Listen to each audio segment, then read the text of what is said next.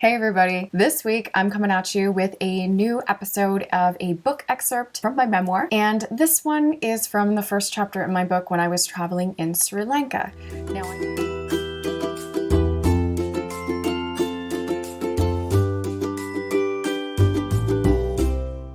I have uploaded a few other videos about Sri Lanka, but I have yet to talk about this one city in Sri Lanka, which is Kandy. I didn't put it in my list of favorites, but it's still a pretty cool place. One of the reasons I find it really cool is because I had a very special moment there in one of the temples. Now, I'm gonna try and pronounce this. The name of the temple, Sri Mahabodhi Mahaviraya, okay? I probably butchered that, but I tried really hard to look up a pronunciation and try and do as best I could. Basically, the temple that I'm talking about is on the west hillside of Kandy. It's got a very massive Buddha statue, which is why it's kind of famous and why a lot of travelers will be going there. Just a note on Buddhist temples before I read my excerpt for you is that after a bit of research, because I don't know much about it to be honest with you, I realized that lighting of candles and basically illumination or having lights means illumination of wisdom and illuminating the darkness of ignorance. So oftentimes lighting candles and light will accompany the idea of transcendence into nirvana. So that is kind of why you might see lights at temples, just as a sort of intro to what I'm talking about. It's a little bit related. You'll understand once I start reading. Here we go. So I'm in Kandy, Sri Lanka at this temple. These are my thoughts and what happened to me. I had been to a few temples by this point, but this one in particular was significant. Like many other Buddhist temples in Sri Lanka, one of the shrines had an array of colored flashing lights in a ring around the main relic. And like every other time I had approached this site, I thought to myself, this temple is so beautiful, but these colorful lights are just a little bit kitschy looking. I loved how everything in Sri Lanka was so colorful, but those lights reminded me of that neighbor that likes to keep the entire street awake at night over the Christmas holidays. The flashing lights looked a little out of place, in my opinion, among everything else that appeared so tranquil and serene. While I pondered my recurring thought of the lame vibe the lights put upon the shrine, I decided to close my eyes for a moment. I wasn't with anyone else, so I didn't really have to chat or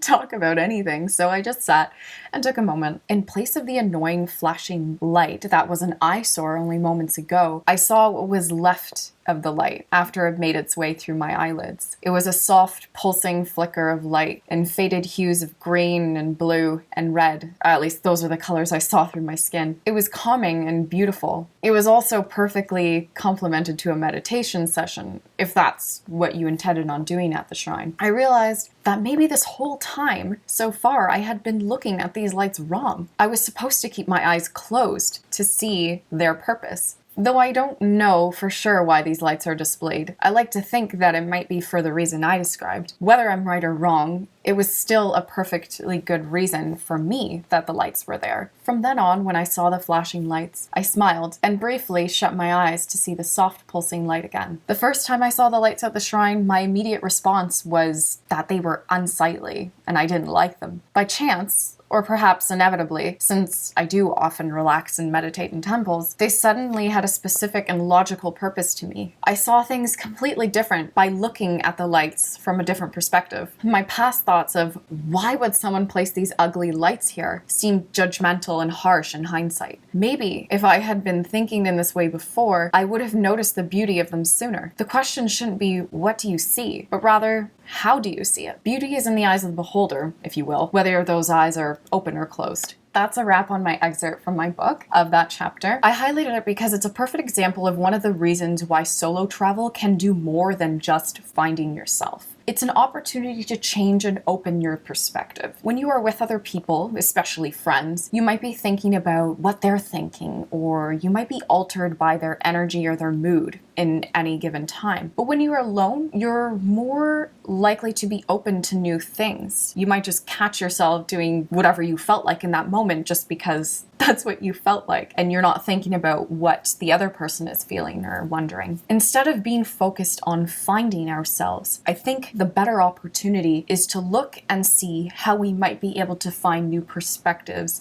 on the world around us. What is normal? What is beautiful? What is fun? What food is tasty? These are just a few examples of what you can think about when you're experiencing these new things. It might bring you a new perspective on yourself or even your own life. Maybe your outlook on your work or your relationships will start to change for the better, or maybe you'll understand them better. This itself, I suppose, could be a big part in finding yourself after all. My point in all this is focus less on how you will change personally, and instead focus on how you are perceiving everything around you and how that may change you. Be open to what is new, foreign, and sometimes scary, and then maybe you can worry about finding yourself. That's it for today's excerpt on my memoir. I know it's a short one, but it's a sweet one. If you like what I'm talking about, please subscribe to my channel because I will be coming out with new videos and new excerpts like this from my memoir. Stay tuned, and I hope you enjoy the rest of it that's coming out. See you next time. Bye.